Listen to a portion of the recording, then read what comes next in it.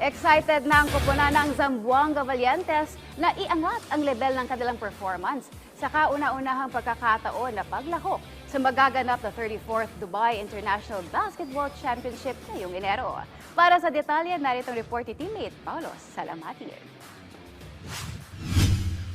Handa ng Filipino basketball team na Zamboanga Valientes na makipagsabayan sa mga mabibigat na koponan sa kanilang kauna-unahang paglahok sa magaganap na 34th Dubai International Championships mula January 24 hanggang February 2 sa Dubai.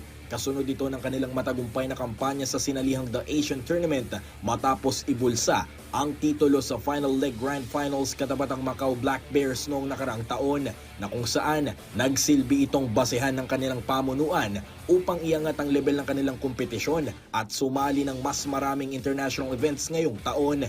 Bagamat positibo sa magiging performance ng kanilang koponan dito, ibinahagi ni Zamboanga Valientes Sports Patron Junie Navarro sa PTV Sports na hindi magiging madali ang kanilang pagsabak sa nasabing kompetisyon sa opposing team na Lebanon.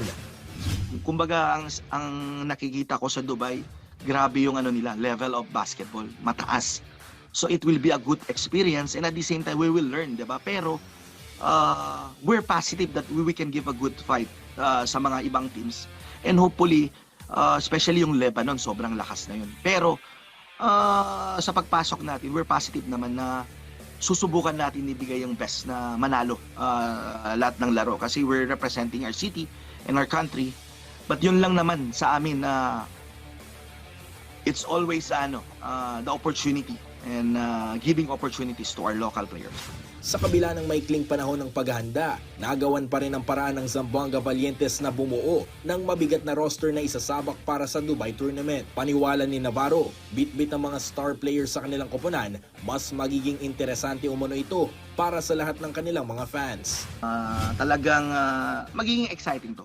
And we believe na may mga games na ma-enjoy yung mga kababayan natin, especially with the arrival of 7-5 Sam Degara, and then we have Fortsky Padrigao, and then we also have ma-excite sila sa mga local players namin like Denver Cadiz, yung he's just a 5'5", a point guard, pero nung naglaro siya ng Asian Tournament, he was able to prove mga fans na kaya magpagsabayan ni Denver Cadiz.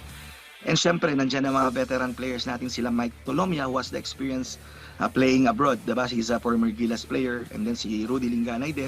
Sa ngayon, fina-finalize pa ng Zamboanga Valientes ang kanilang buong lineup para sa Dubai Tournament upang may pagpatuloy ang kanilang magandang momentum nitong mga nakalipas na taon na layong makapagbigay ng oportunidad para sa kanilang mga local players at iangat ang bandera ng kanilang lugar sa international stage. Paulo Salamatin para sa Atletang Pilipino para sa Bagong Pilipinas.